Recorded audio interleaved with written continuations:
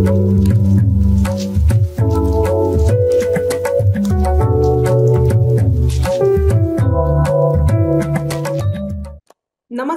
The print के इस show soft cover में आपका स्वागत है, जहां हम हर हफ्ते नई नई किताबों पर चर्चा करते हैं और नए नए लेखकों से रूबरू होते हैं। आज की जो हमारी मेहमान है वो लेखिका स्वप्निल पांडे हैं, जो बहुत लंबे समय से डिफेंस राइटर रही हैं और भारतीय सैन्य पत्नियों की साहसिक कहानियों के बारे में लिखती रही हैं। उनका ब्लॉग भी इस बारे में चलता है और वो सैन्य पत्नियों के लिए वेलफेयर के लिए बहुत लंबे समय से कार्य कर रही हैं। स्वप्निल जी, आपका बहुत बहुत स्वागत है द प्रिंट में। नमस्कार फाल्गुनी जी। बहुत अ, बहुत शुक्रिया मुझे यहाँ बुलाने के लिए। जी, आज की जो हमारी किताब है वो बहुत ही बेहतरीन किताब है, जिसकी कुछ लाइन मैं पढ़कर पहले सुनाना चाहूंगी। जब हम बिछड़ जाएंगे तब भी मेरा दिल तुम्हारे पास रहेगा, देश तुम्हारी निगरानी में सुरक्षित महसूस करेगा। ये हमारी आज की किताब है जिसका नाम है भारतीय सैन्य पत्नियों की साहसिक कहानियां, और इस किताब को प्रभात प्रकाशन ने छापा है। इस किताब पर आज हम चर्चा करेंगे। ये the force behind the forces का हिंदी अनुवाद है, और the force behind the force बहुत अच्छे से मार्केट में बेस्ट सेलिंग बुक रही है, और हाल ही में इस पर वेब सीरीज भी बनने वाली है। तो चर्चा की शुरुआत हम करते हैं। स्वप्निल जी, आपने किताब में लिखा है कि टूटे सपने, खोई आशाएं और बिखरते परिवारों के बारे में लिखना आसान नहीं होता। तो जब आप इस किताब को लिख रहे थे तो क्या क्या आपको चुनौतियों का सामना करना पड़ा, क्या क्या प्रक्रिया से आप गुजरे, उस बारे में हमें बताइए। फाल्गुनी जी, पहली बात तो ये है कि हर किताब जो होती है वो एक उसका लेखक होता है या लेखिका होती है। उनकी ही इनर वॉइस, उनकी ही जो उनका जो प्रतिबिंब होता है वो उन कहानियों में आता है और उसको ताकत देता है। क्योंकि मैं खुद एक आर्मी वाइफ हूँ, एक सैनिक की पत्नी हूँ। इस वजह से, और मैंने दूसरी सैन्य पत्नियों के बारे में लिखा तो बहुत ही एफर्टलेसली लिख पाई मैं इस बारे में। और मुहिम ये है कि ज्यादा से ज्यादा लोग ये समझे कि हमारे देश की स्वतंत्रता, संप्रभुता और एकता के लिए भी सिर्फ सैनिक ही नहीं, उसका परिवार परिवार भी कई तरह की कुर्बानियां देता है। इसमें, इस किताब में 7 बहुत ही इंस्पायरिंग कहानियां हैं।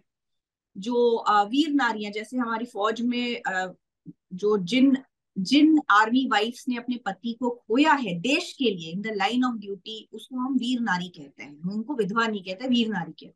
जी। तो ये आप देखिए कि ये टूटे सपनों और बिखरते परिवारों की ही तो कहानियां हैं। देश के लिए वो सैनिक था, उसने अपनी कुर्बानी दी। अभी हमने आज एक न्यूज सुनी है, आर्मी कॉन्वॉय पे जैसे अटैक हुआ है।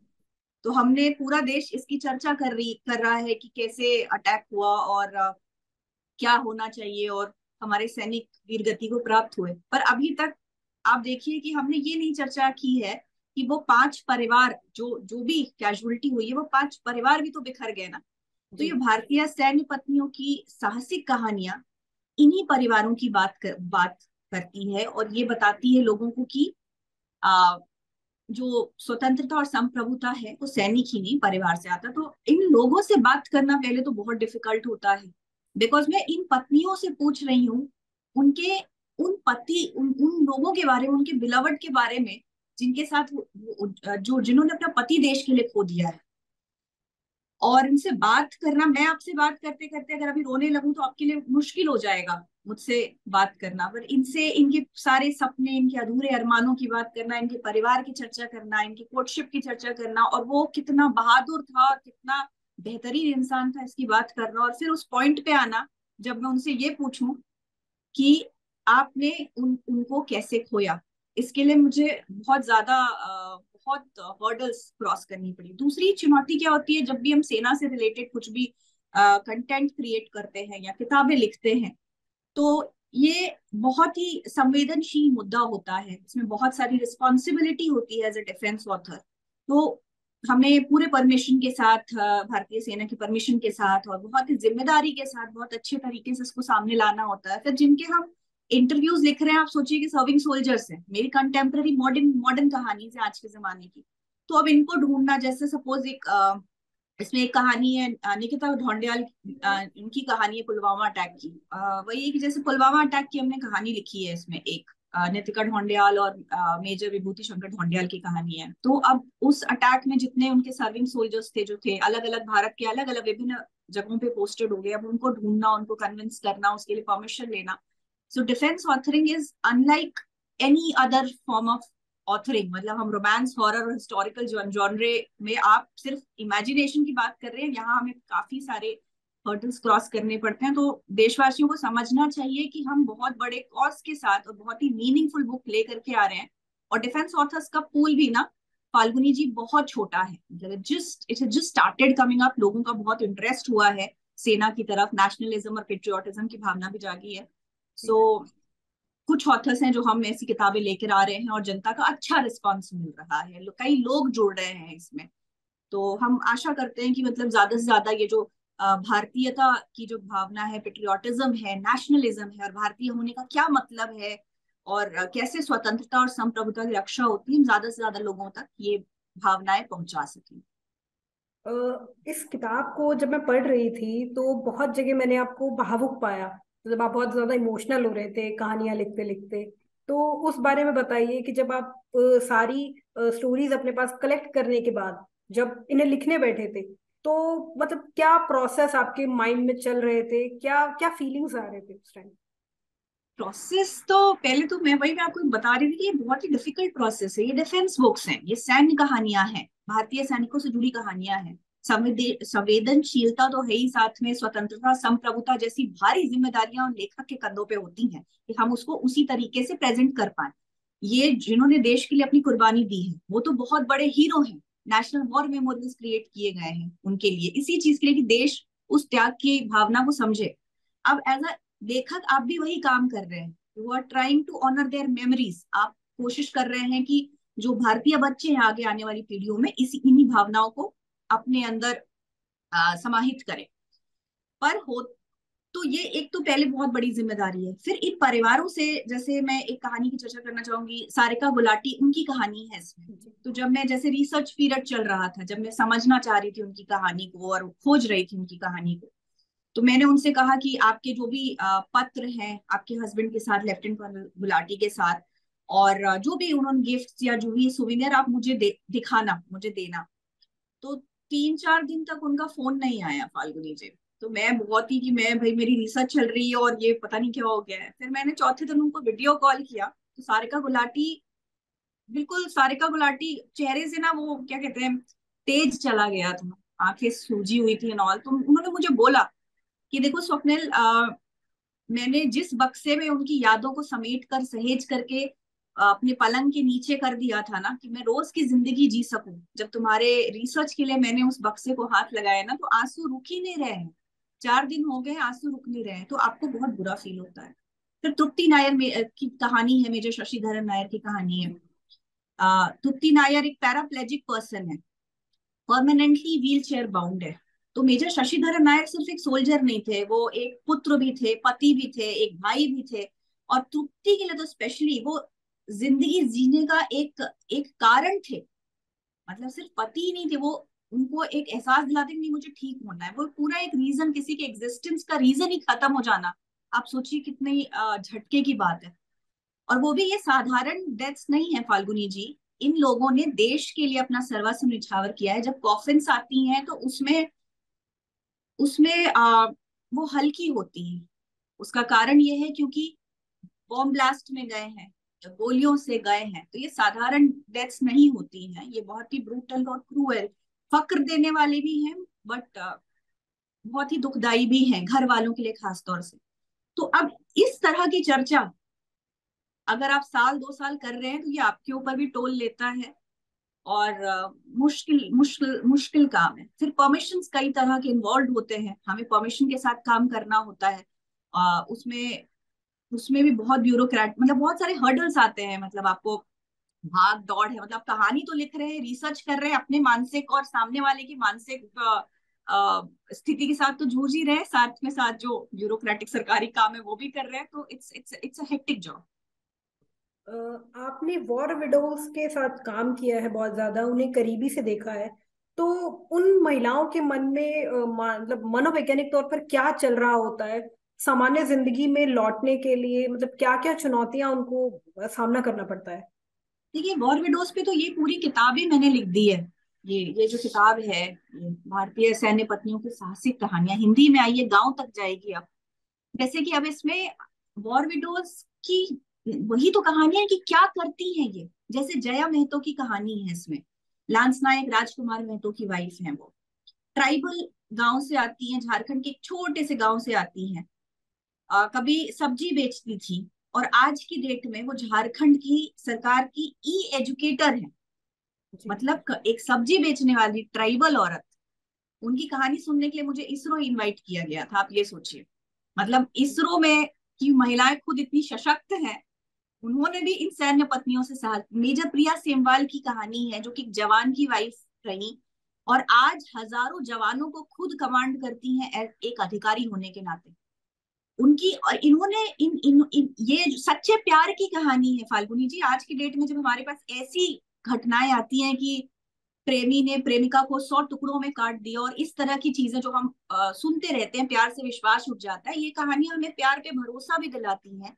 और ये वही वीर नारियां हैं कि देश के लिए पति को छोड़ दिया, पति को खो दिया, देश के लिए पति को खो दिया इन वीर नारियों ने, पर देश से भरोसा नहीं उठा, खुद नहीं टूटी, अपने दर्द को अपनी ताकत बनाई। और देखिए, समाज के सामने कितनी बड़ी मिसाल खड़ी कर दी है। ई एजुकेटर बन गई हैं जया में तो। मेजर प्रिया सेमवाल फौज की वर्दी पहनती हैं, भारतीय सेना की पहले जवान की वाइफ है, अधिकारी बनने वाली, और आज खुद दोबारा सर्विस दे रही हैं इसी देश को। जी। कठिन होता है ये सब, तो यही सबक और सीख हमें अपनी आगे आने वाली पीढ़ियों को यही देना है कि इन वॉर विडोज से, वीर नारियों से सीखो, आप टूटो मत, जब गिरो उठो और दुगनी तेजी से आगे बढ़ो। यही है वो कहानियां।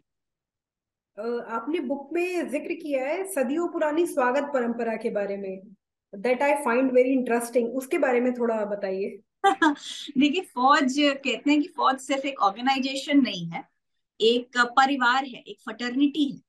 क्योंकि फौज का जो बेसिक एथोस होता है वो camaraderie, brotherhood, brother in arms, band of brothers, आप ऐसे टर्म सुनेंगे। बिकॉज जब बॉर्डर पे ये सैनिक खड़े होते हैं ना, तो उस समय कोई नहीं होता इनके साथ, सिर्फ इनका वो साथी होता है जिन्होंने इनके जैसी यूनिफॉर्म पहनी है।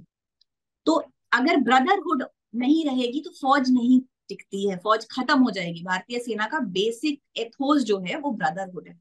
तो इस ऑर्गेनाइजेशन को ऐसे इनकलकेट किया गया है सदियों से। देखिए, जब बाढ़ आती है, तूफान आती है, कारण है कि फौज आती है तो आम जनता को रिलीफ होता है कि अब हम बच जाएंगे, अब हम ठीक हो जाएंगे। जी। तो इस एक ऑर्गेनाइजेशन को खड़े करने में सिर्फ ट्रेनिंग नहीं लगती है, एक मानवीय मूल्य भी लगते हैं। तो उसके आसपास कई परंपराएं होती हैं, जिसमें परिवार का भी, जैसे क्योंकि मैं परिवारों के बारे में बात करती रहती हूँ, तो भारतीय जो सैनिक की पत्नियां होती हैं उनको भी ढाला जाता है फौजी सांचे में। क्योंकि कहा जाता है कि जब युद्ध में फौजी बॉर्डर पे चले जाएंगे तो पीछे कैंटोनमेंट्स में, जहां फौजी और फौजियों के परिवार रहते हैं, वहां औरतें और बच्चे ही रह जाते हैं। तो उनको संभालने का काम आपस में यही औरतें करेंगी, क्योंकि फौजी तो है ही नहीं। हमारे सारे जो फौजी हैं, जो सारे मेन हैं, वो तो बॉर्डर पे हैं, देश की भारत माता की रक्षा कर रहे हैं। तो फौजी की जो एक बीवी लेके आता है, तो उससे कई आकांक्षाएं होती हैं, अपेक्षाएं होती हैं कि भाई जब फौजी नहीं रहेगा तो फौजी की बीवी को कहते हैं कि उससे भी मजबूत होना चाहिए। क्योंकि फौजी की बीवी की जिम्मेदारियां तो देखो, एक तरह से ये भी है कि उस तिरंगे को लेने के लिए भी उस बीवी का कलेजा होना चाहिए। रिस्की जॉब है ना। आज भी देखिए, एलएसी एलओसी पे 50, मतलब कितनी हमारी आधी सेना वहां खड़ी, आधी से ज्यादा सेना एलएसी एलओसी पे, वो परिवार पीछे है। तो वो कलेजा होना एक सैनिक की बीवी का, कि घर भी संभाल रही है, परिवार भी संभाल रही है, और पति का फोन आता है तो वो कह भी नहीं सकती कि मुझे परेशानी है। तो शुरू से जब अब बाहर से आते हैं, बाहर ऐसी चीजें नहीं होती है, तो कुछ परंपराएं बनी गई है, जिसमें एक सैनिक की जो बीवी है उसको वेलकम करते हैं, प्रैंक करते हैं। जैसे ना, प्रैंक आप कह सकते हैं साधारण भाषा में, जैसे स्कूल कॉलेजेस में थोड़ा प्रैंक होता है, ऐसे प्रैंक खेला जाता है। अलग अलग यूनिट्स में अलग अलग कल्चर होते हैं।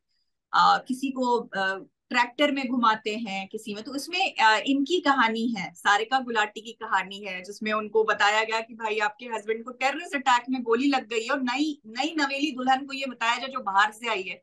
आप सोचिए क्या हालत होती है। तो ऐसे ही धीरे धीरे उसका जिगर भी मजबूत किया जाता है। कि बहुत ही बड़ी, बहुत ही मजेदार परंपराएं हैं। और बाद में तो हम याद करके, मुझे जैसे 15 साल हो गया फौज में, हम याद करके हंसते हैं। तो ये यही इन्हीं परंपराओं की बात करी थी। वेलकम करने की एक परंपरा है न्यूली वेडेड वाइफ्स को फौज में। तो क्या ऐसी कोई परंपरा आपके साथ भी की गई थी? मैं कैसे एक्सेप्शन हो सकती हूँ? हाँ जी, मेरे साथ भी हुई थी। तो अपने और बारे में बताइए प्लीज। हाँ, मेरे साथ भी हुई थी। मुझे रेलवे स्टेशन से ही उठा लिया गया था। मुझे मतलब मेरे हस्बैंड अलग हो गए थे, और पता नहीं दो चार जो कुछ अधिकारी ही थे वो सैनिक बन के आ गए थे, ऑफिसर्स जो मेरे हस्बैंड के जूनियर वगैरह थे या सीनियर थे, और वो बिल्कुल मतलब शर्ट पैंट वगैरह में थे। और अचानक मेरे, आप न्यूली वेडेड हैं, शादी करके गए, और मेरे जो हस्बैंड के जो कलीग्स थे वही मतलब आ गए कि सर तो चले गए हैं, आपको हमारे साथ चलना है। अब मैं नए शहर में हूँ, मुझे पता नहीं कि क्या करना है, तो जैसा बोलेंगे आप करोगे। तो मैं वैसी चली। उसके बाद उनका वही हो गया कि गेट पे, जब भी जो हमारे कैंटोनमेंट की गेट है उसमें आते आते गोलियों की आवाज आने लगी। हम फौजी लोग हैं, आप ये समझिए हमारी जिंदगी साधारण नहीं है, गोली बंदूक के बीच में हम रहते हैं, ठीक है, तो ये हमारे लिए साधारण। तो गोलियां चलने लगी, बाहर से आप आओगे तो आप तो डर ही जाओगे ना कि अच्छा क्या हो गया है। तो उन्होंने मुझे बोला कि मैम मैम मैम जमीन पे लेटो, जमीन पे लेटो, टेररिस्ट अटैक हो गया है। आप सोचिए कि आप शादी करके आ रहे हो। मैं तो मैं बहुत देर तक तो लेटी रही। फिर उन्होंने मेरे हाथ में मतलब एक बंदूक भी पकड़ा दी, कह रही है कि आपको भी फाइट करना पड़ेगा। तो ये सब थोड़ा थोड़ा प्रैंक हुआ था। फिर बाद में ऑफिसर में इसमें गए हम, जो हमारी सीओ की वाइफ थी, उन्होंने बड़े प्यार से मतलब समझाया बुझाया, मतलब पैम्पर बहुत करते हैं। तो बहुत छोटी मोटी, फिर एक केक भी काटा था हमने। मुझे याद है रात भर, हाँ, लेकिन रात को भी एक टेंट में बाहर सुलाया था, टेंट में। और बाहर टेंट में सोने नहीं दिया था, एक बैंड बज रहा था बाहर, पाइप बैंड जो होता है ना, फौजी बैंड, वो रात भर बजा के छोड़ दिया था, और एक टेंट में हो गया था। तो मुझे तो हस्बैंड कह रहे थे, मुझे तो लग रहा था कि मैं, मेरी शादी ही पता नहीं खतरे में ना आ जाए। बट अब मैं सोच के हंसती हूँ इस चीज को, क्योंकि बहुत ही प्यारा एक्सपीरियंस था। मुझे समझ आ गया था कि फौज में देखो बाहर में और अब यहाँ पे कितना फर्क है। बहुत बहुत प्यारी मेमोरी थी, तो इट्स गुड। किताब पर जो वेब सीरीज बन रही है, उसके बारे में जानकारी दीजिए। मतलब उसमें कब हम इसकी उम्मीद कर सकते हैं, और कौन कौन इसमें क्या क्या रोल और कौन सी कहानियां इसमें दिखाई जाएंगी? देखिए, अभी तो मैं इस बारे में खुलासा करूं तो ये सही नहीं होगा, क्योंकि जो प्रोडक्शन वाले हैं ये उनका फोटे है, और ये उनका अधिकार है कि वो अपने तरीके से इसको बताएं। बट मैं आपको किताब से जुड़ी, किताब तक जुड़ी ही इंफॉर्मेशन बता जी सकती हूँ। जी तो अभी तक देखिए हमारे पास बहुत ही कम इस तरह की वेब सीरीज तो आई ही नहीं है, मूवीज भी नहीं है। जैसे अभी हमने शेरशाह देखी है, जी कैप्टन बत्रा पे। फिर एक आपकी संदीप, मेजर संदीप उन्नी कृष्णन पे आई है। जी। तो अब ये वेब सीरीज में तो अभी तक रियल हीरोज पे आई ही नहीं है। तो ये बहुत ही बड़ा प्रोजेक्ट है, बड़ा, बहुत बड़ा फ्लैग शो है। और जो प्रोडक्शन वाले हैं बहुत ही पैशनेट हैं, वो चाहते हैं कि जो वॉर विडोज की जो कुर्बानी है, उनका जो रोल है भारत की स्वतंत्रता एंड संप्रभुता में, उसको वो ले करके पूरी दुनिया के सामने जाएं, और बताएं कि जो भारतीय औरत है उसके कितने रूप होते हैं। उसमें से एक रूप एक सैनिक की बीवी कहलाने का भी है, जिसमें वो सैनिक की बीवी डॉक्टर है, इंजीनियर है, पढ़ी लिखी है, बट जब वो सैनिक से शादी करती है तो देश की वजह से बंध जाती है उसके जॉब से, और अपने आप को पीछे रख के उसको आगे बढ़ाती है। और वो जब चला जाता है तो भी उसकी लेगेसी को आगे बढ़ाती है। और जो एक ट्रू लव का एग्जाम्पल देख लीजिए इसमें, जो आपने कहानियां पढ़ी हैं तो आपको लगा होगा कितनी प्यारी कहानियां हैं, एक साल के भीतर ही एक्वायर हो गई है। आप ये भी सोचिए इन कहानियों की ताकत। तो वो यही दिखाना चाहते हैं कि मतलब कैसे दर्द हुआ है, देश प्रेम के लिए अपना परिवार खोया, अपना प्यार खोया, फिर भी ये औरतें टूटी नहीं, बिखरी नहीं, और मिसाल बन के समाज के सामने खड़ी हो गई हैं। तो आशा है कि बहुत ही अच्छा और बहुत ही गर्व वाला शो होना चाहिए। प्रोसेस चल रहा है, अभी टाइम लगेगा, क्योंकि टाइम कई साल लग जाते हैं। तो अभी कुछ साल, जहां तक मुझे पता है कि बहुत भी जल्दी आएगा तो साल 2 साल तो लग जाएंगे, बिकॉज स्क्रिप्ट राइटिंग वगैरह में ही 5-6 महीने निकलते हैं। फिर इनका प्रोडक्शन में मुझे नहीं पता है, मैं एक लेखक हूँ, तो मेरे बारे में कहना भी उचित नहीं होगा, बट जितना मुझे पता है वो आपसे शेयर कर रही हूँ। मेरा आखिरी सवाल आपसे ये होगा कि जब जब पोस्टिंग चेंज होती है, तो फीमेल के लिए सबसे बड़ी चुनौती होती है सब सामान पैक करना है, दूसरी जगह जाना है, फिर सेटल होना है। तो उसके बारे में बताइए, वो प्रॉब्लम क्या, कैसे टैकल की जाती है? प्रॉब्लम देखिए, मैं इसको प्रॉब्लम नहीं कहूंगी, मैं कहूंगी ये सौभाग्य है हमारा, क्योंकि मेरे फादर भी ट्रांसफर वाली जॉब में थे। मेरे फादर एक जुडिशियल अफसर रहे हैं, एज अ डिस्ट्रिक्ट जज रिटायर हुए हैं। मेरे फादर इन लो एक आईएएस ऑफिसर रहे। मैं बिहारी फैमिली से हूँ, तो हमारे घर में सारी सरकारी सर्विसेज है। बैंक में क्लर्क से लेके रेलवे के बड़े से अधिकारी भी मेरे खानदान में मिल जाएंगे। तो मैंने सब देखा है। फौज में हमारे यहाँ से थोड़े कम लोग हैं। तो ट्रांसफर पोस्टिंग मैंने मतलब बाकी गवर्नमेंट जॉब्स में भी होती रहती, मेरे फादर की 3-3 साल में होती थी। तो लेकिन जो जो फौज में है कि इसकी ब्यूटी ये है कि हमें उन जगहों पे जाने का मौका मिलता है जहां बाकी जनता का शायद एक्सेस नहीं है। आपने नाम नहीं सुने होंगे, हम ऐसी जगह पे जाते हैं। झंगड़ आपने नहीं सुना होगा। नो। देवलाली है ना, देवलाली नासिक के पास की जगह है देवलाली, उसको देवला आपने नासिक सुना होगा। फिर अखनूर है, हम जम्मू नहीं कहेंगे, हम अखनूर कहेंगे। हम हैदराबाद नहीं कहेंगे, हम सिकंदराबाद, जो हमारे कंटोनमेंट्स वाले स्टेशन होते हैं। जी। तो कश्मीर के फार ऑफ प्लेसेस, जैसे मेट्रो स्टेशन में हमारी कभी पोस्टिंग हो जाती है, तो उस शहर के पेश में हम ढलते हैं। बड़े बड़े जैसे जो हमारी जनरेशन की जो बाकी आ, आ, युवा वर्ग है या बाकी कपल है, उस जगह की पेज से हम ढलते हैं कि हमें पता चलता है कि भाई अब दिल्ली, मुंबई या सिकंदराबाद जैसी, हैदराबाद जैसी जगह से हमारी पोस्टिंग कहाँ आ गई है, तो कश्मीर में आ गई है। हस्बैंड आगे जाएगा फील्ड में, एक फील्ड पीस होती है, और हम रहेंगे पीछे फाफा स्टेशन में, किसी बदामी बाग के कैंट में रह गए या कुछ कर लिया। तो बिल्कुल अर्श से फर्श तक की लाइफ होती है। अब यहाँ पे जैसे हैदराबाद में, मैं खुद थी अभी हैदराबाद में, गर्म स्टेशन है, विंटर्स होती नहीं है, क्योंकि आपने परेशानियां पूछी हैं तो ये सब तो है ही। कि अब वो गर्मी के कपड़े, वो ठंड के कपड़े हमारे ट्रंक में ही थे ही नहीं। उसके बाद अभी ऐसी जगह पोस्टिंग आई कि ठंड होती है जहाँ पे, जी। तो फिर अब उसकी अलग कवायद है।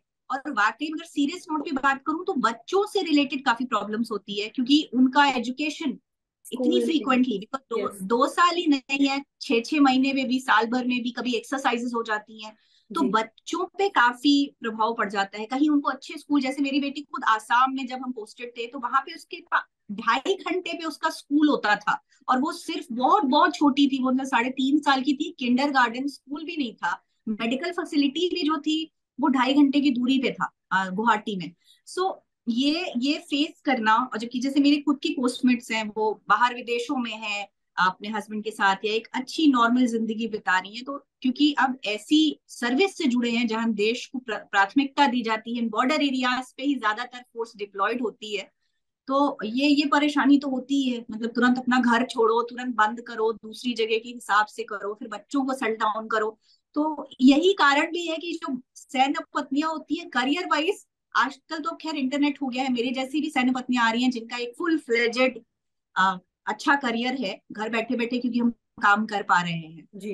अदरवाइज एक 9 to 5 वाली जो जॉब होती है ना, वो आज भी आपके जैसी पढ़ी लिखी औरतें हैं जो बहुत ही एम्बिशियस हैं, डॉक्टर्स भी हैं, इसरो में साइंटिस्ट भी हैं, फौजी की बीवियां इसरो में साइंटिस्ट हैं। जी। आप आईएएस ऑफिसर भी फौजियों की बीवियां हैं, आईपीएस ऑफिसर भी फौजियों की बीवियां हैं। बट जब वो फौजी की बीवी बन के कैंट में रहती हैं, तो बस फौजी की बीवी ही रहती हैं, विश्वास मानिए। आईपीएस एक थी हमारी डीएसपी शाहिदा गांगुली, वो हमारे ब्रिगेड कमांडर की वाइफ थी। बट जब वो आती थी कैंट में, तो फौजी की बीवी बन के बिल्कुल हाथ जोड़ के शालीनता के साथ रहती थी। तब वो डीएसपी नहीं रहती थी, और जब अपने ऑफिस में रहती थी तो वो डांटती थी उनके अंडर जो ऑफिसर रहते थे, भाई शहर के डीएसपी हैं वो। सो ऐसी ऐसी कहानियां, अप्स एंड डाउन्स चलती रहती हैं। और हम सभी फौजी की जो बीवियां हैं बहुत गर्व लेती हैं कि हमारे हस्बैंड देश की सुरक्षा और संप्रभुता के लिए काम कर रहे हैं। जब पहली आइडेंटिटी हमेशा हमारी, हम बहुत गर्व के साथ कहते हैं कि हम आर्मी वाइफ है, हम नेवी वाइफ है, हम एयरफोर्स वाइफ है, इससे बड़ी पहचान क्या होगी। जी। हमारा हस्बैंड देश की स्वतंत्रता संप्रभुता का एक छोटा सा ही सही पार्ट है, छोटा सा नहीं बोल सकते सैनिकों के, लेकिन बड़ा हमारे, पार्ट है वो। हाँ हमारे देश की जो भी हम कर रहे हैं, हमारा परिवार, हमारे बच्चे, हमारा हमारे हमारी पूरी जिंदगी देश की स्वतंत्रता और संप्रभुता के आसपास घूमती है, और इससे हमारी छाती चौड़ी रहती है। ये नहीं कि हम कमतर हैं, या मतलब हम, मैंने बता दिया हमारी प्रोफाइल देखिए, डॉक्टर, इंजीनियर्स, इसरो के साइंटिस्ट भी हैं। बट गर्व इतना है कि देश की स्वतंत्रता और सुरक्षा से हमारे हस्बैंड जुड़े हैं, जी। कि उस आइडेंटिटी को हम बड़े गर्व के साथ स्वीकार करते हैं। चलिए, आपने बहुत ही अच्छी किताब लिखी है। इसकी एक एक कहानी पढ़ के मैं भी सच में रो रही थी।